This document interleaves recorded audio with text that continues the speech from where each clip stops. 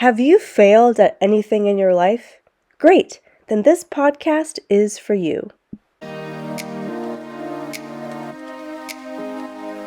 Hi, everyone. Welcome back to the Elevate from Failure podcast. I'm Jan Smith. I'm your host. I'm the owner of Brody Blog. We are a boutique marketing agency. I'm here with Ian from LA. I'm recording here in Glasgow. And welcome, everybody, and welcome, Ian. Thank you for joining us. Oh, thank you for having me. Yes, so on this podcast, we go over every episode, um, times that we felt like we failed, the setbacks that we've dealt with in life, whether it be business, relationships, just kind of personal growth, how we've overcome them, and even the things that we're still dealing with because we're humans. Healing is not linear. So we're going to go ahead and get started. So Ian sent over so much information, but it's all things you can write a book on, like each of those chapters, I would say. So this is going to be a comprehensive episode, so I'm super excited. So, first of all, Ian, where are you based? You want to tell the listeners? Yeah, I'm based in Los Angeles, California. I founder CEO of a company called I Am Home Inspections. So we do home inspections for real estate services in Los Angeles, California. Oh, awesome. Yeah. So Ian and I share something kind of similar. Maybe Ian is more on the extreme end, but we both grew up in chaotic households. Um, I'm, for one, I'm grateful for my parents, for my family. However, I am late diagnosed ADHD, and I am quite hypervigilant. Anxiety, depression, rejection sensitivity, that is imposter syndrome. That is what I'm dealing with as an adult. It is something, those are things that I've accepted for myself, even though at times it can be very hard to accept. Um, but it's kind of in part why I started this podcast because one of someone who I consider kind of a mentor, who was a client who is quite successful, she told me that every day she experiences imposter syndrome, which was very surprising. So back to Ian. If you want to go over again with whatever you're comfortable with, kind of your background as a child. You grew up in San Francisco. I love that city, by the way. But it was not stable. There was kind of a lot of moving around. You dealt with somebody in maybe your family or whatnot with PTSD. So you kind of want to kind of talk about that and maybe the results of that to your mental health as or I guess outlook as an adult. Yeah, well, it was kind of a long journey to get from there to here, but essentially I was born to a single mom. So end of the post-hippie stages of San Francisco. Um, so I've never met my dad ever. He actually passed away last year, which I only found out through a lawyer. Wow. And so my early childhood was we moved 6 times before I was 6 years old. Each move was within the city of San Francisco, but each move was either because my mom was getting away from or moving in with the boyfriend of the month club. I literally can't even comprehend how many live-in boyfriends my mom had before I was 6 years old. Uh, one particular one I thought was my dad. Like we had kind of that relationship, and then they just suddenly split up when I was like a little after my fourth birthday, and I didn't understand what was going on. All I know was like my mom was like, "We have to move now. Like, grab your stuff. Wow. We're out of here." And I was like, "What in the world's going on?" Mhm. And she still never really explained that to me. And then we moved in with someone I didn't like, and then we moved out of there, and then we moved somewhere else, and there was just I can't even like I said can't even keep track of all the boyfriends. I couldn't even name them all. And then we moved into a house, and that was great for the most part. And one day I come home from school, and there's a guy just sitting in the it had been my grandfather's comfy chair. My grandparents had moved and given us a bunch of furniture, and we had my grandpa's, you know, lazy boy kind of chair, and there's just this guy sitting in it like he owns the place. And I was just like, "Who's that?" And my mom ended up marrying him, Mhm. and that again was like I didn't quite understand like why because he had like three previous ex-wives. He Yeah. had three kids with three different women. One of the kids never talked to him. One of them uh, became my stepbrother, for lack of a better term. And yeah, he was a Vietnam vet, so he had really bad PTSD. Mhm. So he was not a stable individual. Yeah. Oh, and his brother was in prison for No. life for uh, killing someone during a botched bank robbery. So I Oh was my just, gosh. so I was just really like, oh, Mom, this is like, why are you marrying this guy? Like, Yeah. uh, and if I had any sort of one regret is when they say that they used to, I don't do this at weddings anymore, but they used to say if anyone has any reasons why these two shouldn't get married, say it now. And like I just Yeah. remember sitting there like I was 8 or 9, just thinking like, yeah, I got a lot to say. Uh, Didn't want to upset my mom, so I just kept my mouth shut. And yeah. so, and then as you can kind of guess, that whole relationship was a disaster. Mhm. They split up when I was 15. Yeah. But I mean, I remember in junior high school, just like not wanting to come home from school at all because the environment was just toxic with them fighting and arguing, and Yeah. they didn't really align on anything. And again, it was just like, why'd you marry this guy? So, and then, yeah, and right after they got married, we moved again out of the house I really liked into a house that made no sense. It had this really weird layout. Mhm. It was full of roaches. It had all sorts of Oh, problems.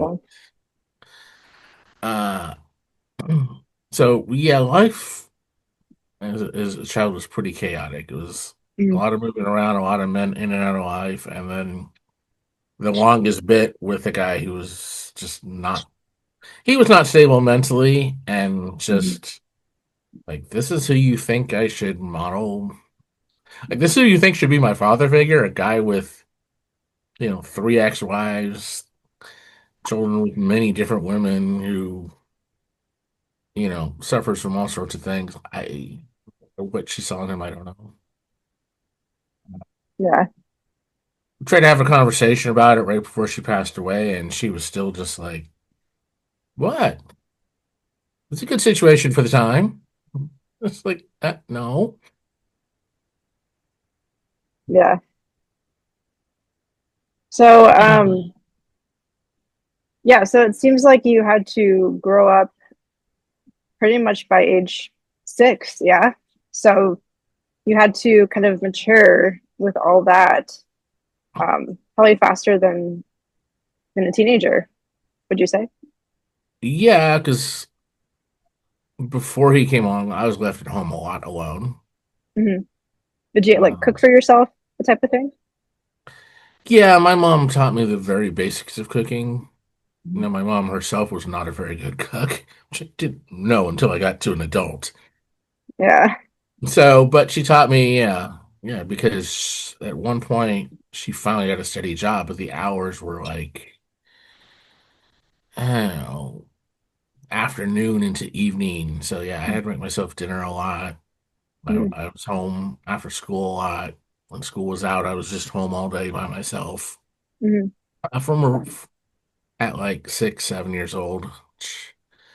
Can't even comprehend now. I've got two kids of my own. Can't comprehend like leaving them home all day alone by themselves at 6 or 7. Yeah. So yeah, I was sort of I don't know forced. I don't know if it was growing up or but at least learning to take care of myself and be comfortable being alone. Hmm. from a very early age. Yeah. Yeah, I feel like it may be difficult for people who have experienced trauma in their childhood to ask for help, to kind of yeah, like seek support from others because we're so used to being independent. Mhm. Um, so have you found that to be kind of the case, whether it be kind of growing up or throughout adulthood? Yeah, because then as a teenager, I became very like, need anybody. Um, I remember one point, I was like a freshman in college, and like I took the paper out of my note binder and handed it in, and there's the little frills in the end, and the teacher was, or the professor was just like, I don't accept papers that way. And just being like, well, screw you then, and ripped up my whole paper and threw it away. Like, I'm just not turning it in then if you're gonna like give me that kind of attitude.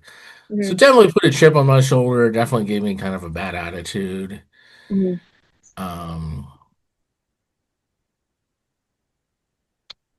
my mom's favorite TV show was MASH. I'm sure yours. Oh, my dad liked that. Um, huh? My And, dad and liked MASH. and so I loved all the way Alan Alda's character Hawkeye that was on the show. Like he was very rebellious and didn't like authority, but he always took his job very seriously. Hmm. And so I've kind of took after that. So like I was, rebellious and didn't always make great choices and felt like I don't need anybody, I don't need anything. Hmm. But I was always responsible enough not to completely go off the deep end. Uh, like I never really got into drugs. Um, looking back, maybe a little too much drinking in my 20s, but not much Like more, many of not us. more than a lot of other people. Yeah. But no, I never sought professional help or anything in my 20s. It really wasn't until my mom passed away when I was in my mid 30s. That's when I finally kind of said, okay, maybe I should consider something. Hmm. Yeah. Yeah. Well, I'm sorry to hear that. But when did you discover music and your passion for music? Would you say that's your outlet? Yeah. Yeah, that was definitely myself. That was definitely something I really got into Mhm. as an early teenager. And I mean, even like when I was younger, I could kind of remember enjoying certain records that my mom or whatever boyfriend of the week had. Um, and then my mom bought me a record player, and I had the Strikes Back soundtrack because big Star Oh, Wars fan. nice. And then from there, yeah, getting in really into music from around age 12, just starting to buy my own albums Oh. and listening to them and getting really deep into music and getting, you know, back when we still had vinyl and tapes, you could sit there and, study the album covers and memorize the names of all the band members and the names Wow. of the songs and who wrote them. Hmm. And then I got really interested in wanting to maybe one day be in a band, and I couldn't quite decide exactly, but I was always tapping on things. Hmm. And the one day my mom was like, I'm signing you up for drum lessons. And I was like, cool, let's do it. And Drummers are so, cool. so yeah, then I got really into drums. And then one day I had a really bad day at school, in high school. And I came home and I put on Live at Leeds by The Who, which at this point, when that came out, I think when I was the year I was born. So quite a while after, but I put it on and just I realized at that point the drums were the instrument that really controlled the dynamics in the band. Hmm. Like Pete Townsend may have wrote the songs, Roger Daltrey may be singing, but Keith Moon, the drummer, was the one who was controlling the dynamics. And I was just like, you know what? This is what I want to do with my life. Hmm. And so I really got into drum lessons and tried to get into bands as a teenager. That didn't work so much. But I begged to go to music school for a year. Hmm. And my mom did make that happen. That was one of the things she got right. Wow, So I did music that's school for a awesome. year. That was incredible. And then from there, yeah, I got into bands. And I was doing okay in San Francisco with that. And then one day I was just kind of like, my life's really not going anywhere Hmm. in San Francisco. I wasn't really finding the right bands, wasn't really finding the right kind of music. And I was really haunted by an ex-girlfriend at the time. And just the fog and the cold of San Francisco. And I drove to LA for like a couple days Hmm. and just wandered around LA and went and like, oh, there's a college campus over here, Cal State LA, and went over there, and I'm like, oh, this is kind of cool.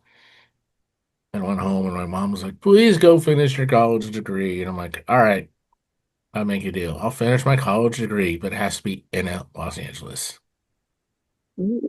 And she was kind of like, well, okay, why? I'm like, that's the deal. You want me to finish college? It's going to have to be in Los Angeles. I'm Hmm. sick of the city. I'm sick of everything going on here. Hmm. So she was like, okay. I mean, she was very much old school. Well, she was the first person in her part of the family to ever go to college. Hmm. Like your sister got married right out of high school and had three kids, and her her parents, my grandparents never went to college. So Hmm. she was like, no, you have to go to college. Yeah. So I was like, all right, fine, we'll go to college, but it's gonna be in LA. So I moved to LA, immediately got in bands, started playing, the Whiskey and the Roxy and all the name Ooh. clubs around Los Angeles. And I Yeah. was like, cool. I want to be a rock star. We're gonna be in a signed band, and I'll be a rock star long before I graduate this college thing. Hmm. And it almost happened. Hmm. I had to graduate, ran out of Wow. classes to take. Oh. But then I kept the band thing going for pretty much throughout my whole 20s and into my early 30s. And it became, I don't know, what I've learned now that I have a successful business. Back then, I thought I was giving 130% I mean, 110% of myself at all times. Hmm. I really thought I was super dedicated. I was probably giving maybe 70% of myself Hmm. because I was sort of held back by, the trauma of the childhood, Hmm. sort of belief that, I'm not just. Because when I was a kid, I used to say things to my mom like, "Oh, when I grow up, I want to be this," or "When I grow up, I want to be that," and she'd always like, "No, you don't want to do that. You'll get hurt." Yeah. I once asked for karate lessons. No, you'll just get into fights with people. Well, I got fights with people anyway. I just didn't know how to fight. Yeah. Uh, can I have some weights? She bought me like really cheap lightweights. Like these don't even do anything. Well, we don't want you to hurt yourself. So it was very Hmm. much um that kind of. So, I really grew up with the belief that I was not destined to do anything great, and I tried to kind of yeah, turn my phone off through music. And now I kind of see where I didn't apply myself as much as I thought I was applying myself. Hmm. At the time, though, I thought I was 100% it, 110% it. Hmm. Sacrificed career moves. I sacrificed job possibilities because I wanted to be, available for music. I remember my mom was like, "You should really consider buying a house." Not, and I was thinking, I don't want to buy a house. I want to be on tour with the band. Not realizing that she meant interest rates and the market was at a really good point at that point. Um, and I'd be a freaking millionaire if I bought a house then. But I wasn't interested in that kind of, I wanted everything to be towards music. Hmm. But the music business is very hard. Yeah. Played in front of every record label that there was. Got Hmm. rejected by almost every record label there was. And then we're kind of in the middle of negotiating a record deal with a small label when the singer in my band, I don't say, not just a bit too much to drink, but a lot too much to drink. And sort of like, well, we're not Motley Crue. We don't have a budget for rehab. Yeah. And I kind of realized this is not working. And then I tried a few other things after a while, and I was, I used to say I was going to make it in the music business or die trying. And Hmm. one morning, I just kind of realized I don't want to die that badly. If you're an entrepreneur, you can do a lot on your own. But with a reliable team on your side, you can go even farther. I'm the owner of Brody Blog, and we are a full service marketing team. Whether it's increasing sales for your business or making sense of the analytics from Instagram, Facebook, and so on, we can help grow your business, therapy practice, or charity by developing a strategy with the media channels that align with your highest goals. Whether you want to take your business to new heights or have a passion project that you want to transition into a business, having the right team will help you to reach your goals while actually saving you money. For a complimentary consultation, send us an email at this address and follow us on these social channels. Thank you for tuning in to the Elevate from Failure podcast. Now, here is the rest of this episode. My mom has said similar things. I remember when I was a kid, sorry if it's loud, but when I was a kid, I said, oh, I want to live in a castle one day. You know, like how kids do, like, oh, I want to be a astronaut. I want to live in a castle one day. And my mom goes, you're not going to live in a castle. Beyonce doesn't even have a castle. This is before the Jay-Z time. Or maybe, I don't know. Maybe this was after the Jay-Z marriage. I'm not sure. Maybe, but she goes, Beyonce doesn't have a castle, so you're not going to have a castle. And then it cut to now. I'm in Scotland with like thousands of castles. I don't know, just a little side note. But so, so when that happened with the lead singer, and maybe you had a realization about the music career, is that when you kind of shifted to kind of a 9 to 5 situation before your business? Yeah, yeah, exactly. I met my now wife. Um, I had an offer for a tour that was kind of like finally my dream was going to come true, but then I realized like financially it was going to be a disaster. Hmm. Like there's going to be literally no money in it, and it might even lose money. And I was sort of Yeah. like, I'm already 30 something. Do I really want to go on tour to lose money? And and I found the person I think I wanted. Even before my mind was like, I want to be in a band so I can buy a house and have a Hmm. wife and kids. And I kind of realized, okay, the band part might not be paying for the wife and kids, but I could still get the wife and maybe the kids, and maybe we can figure out the house later. Hmm. So yeah, that's kind of when I sort of settled into a variety of 9 to 5s um, that were all sort of mini disasters in their own. Did you ever felt like what is the word? The only word I can think of is imprisoned, like kind of like if since you're a creative person, you were a musician. Did you ever felt like you were just boxed in with the 9 to 5s that you worked in? Yes, and I remember one. Um, a friend of my wife's had got me a job at this place, and they strung me along as a temp for the longest time. And then they finally, put me actually on payroll. But I worked there for months, just like I'd get to Friday, and then she'd be like, "All right, I'll see you Monday." And I'm like, "Okay," because I had no idea if I had a job next Monday because they wouldn't Yeah. commit to me. And then Hmm. finally, they hired me on, Hmm. but it was a miserable job. The people who ran that division were miserable people. Hmm. the president, the boss would just yell at people and demean people and call Oh people gosh. names. And I didn't really know what else to do. And yeah, there was no creative outlet. There was no any outlet. It was just a Mm. horrible place. Um, Wow. and one day I just kind of broke down and I just called in sick. Hmm. I wasn't sick. I was mentally sick Hmm. that Yeah. day.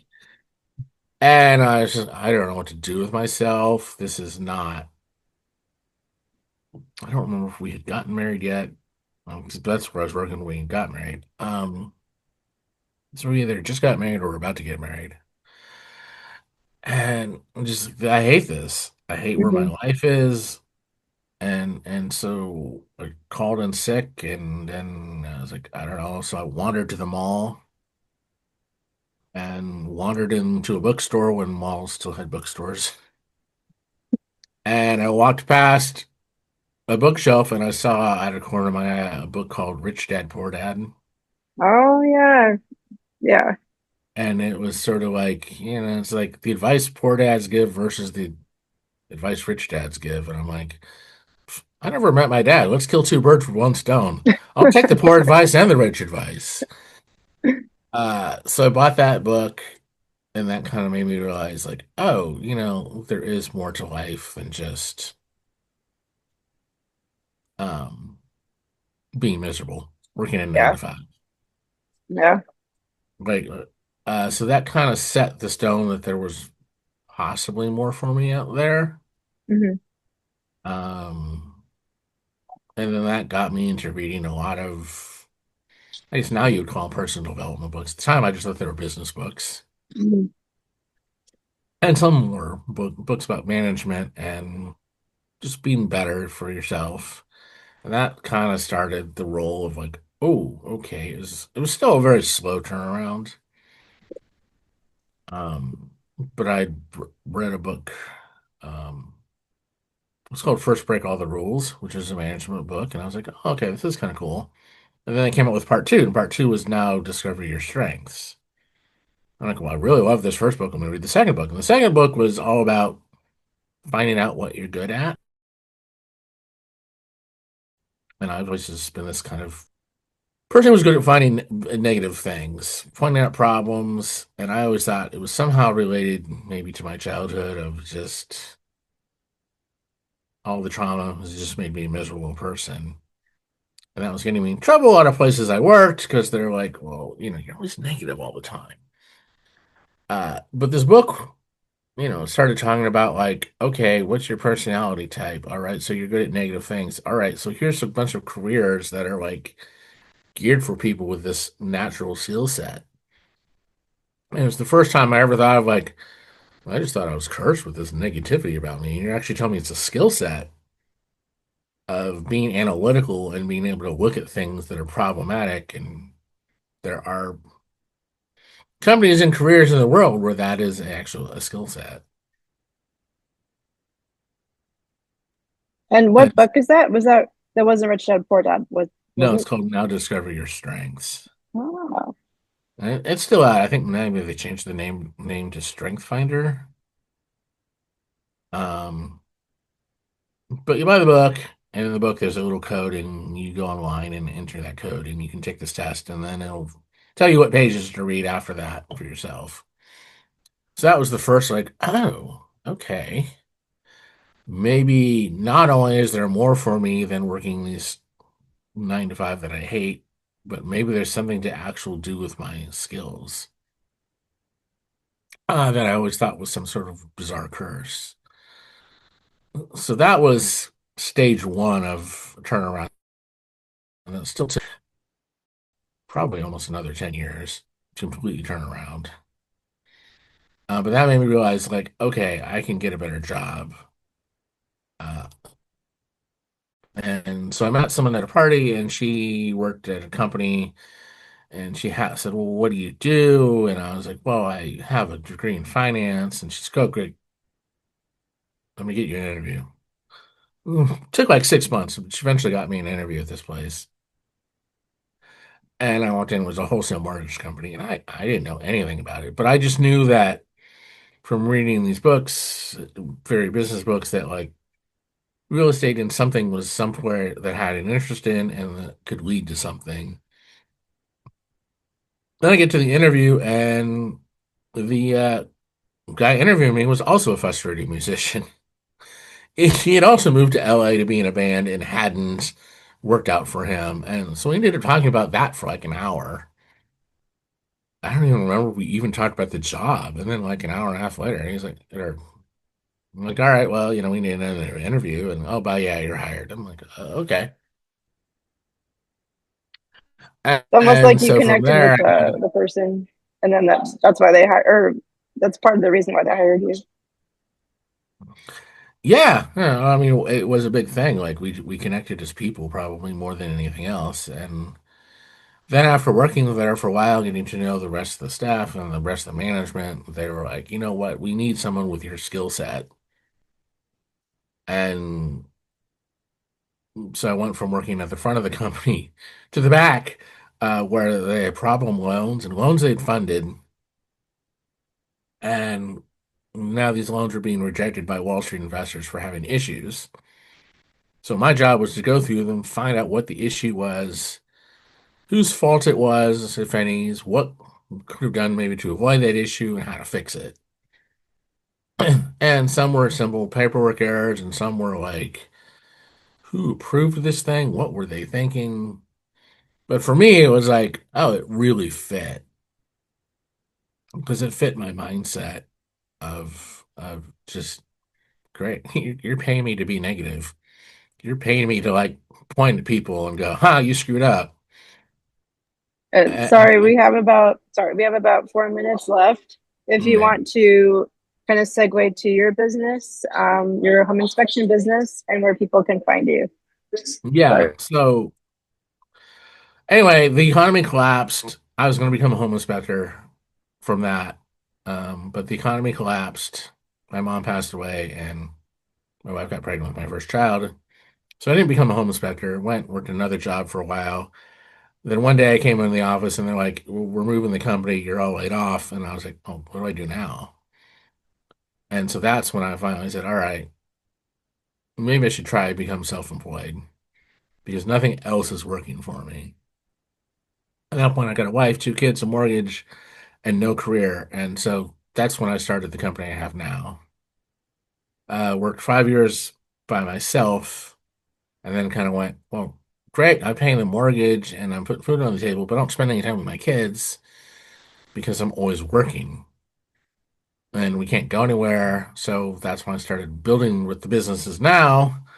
And so now I have 7 inspectors, four people in the office, plus my wife, plus a sales rep. So we've got about 15 people altogether. Um, having our, we just had our best year ever. uh, really, taking all the failures of life and realizing like, there's still more to me and I can get over it and I can sort of be successful despite everything. And also, doing a lot of postmortem on my failures before, like, well, why did that fail? And kind of going, okay, well, I thought I was applying myself, but I wasn't applying myself enough. Or, you know what? In that situation, I blame someone else for my problems when really the problems were mine. And learning to take self accountability and not really turn things around. So yeah, the company is called I Am Home Inspections. Letter I, the letter M, Home Inspections. IamHomeInspections.com is the website. We're based in Los Angeles, California, serving Los Angeles homeowners and home buyers with inspection services. Thank you. And yeah, I like that you've turned that around, but also you are open to being like, I am dissecting why things have failed, why things haven't gone the way that I wanted to, and kind of taking accountability because we cannot control other people. We can definitely control ourselves. And I think that actually is healing to be like, you know what, I could have done this, I could have done that. but in a compassionate way, because Mhm. we are in control of ourselves. So in a way that's, I think that's empowering than being like, you know what, these people were terrible, and then being like, well, woe is me. So I really do like that approach that you have had. I'm sorry about the background noise, but thank you so much, Ian, for being on this Mhm. episode. Um, there's so much that I still want to learn from you. I wish we had more time, but thank you. Everyone, thank you for tuning in. Please like, subscribe, comment below with any questions. Hit that bell icon to get notified of the next episode. Thank you, Ian, and bye, Yep. everyone.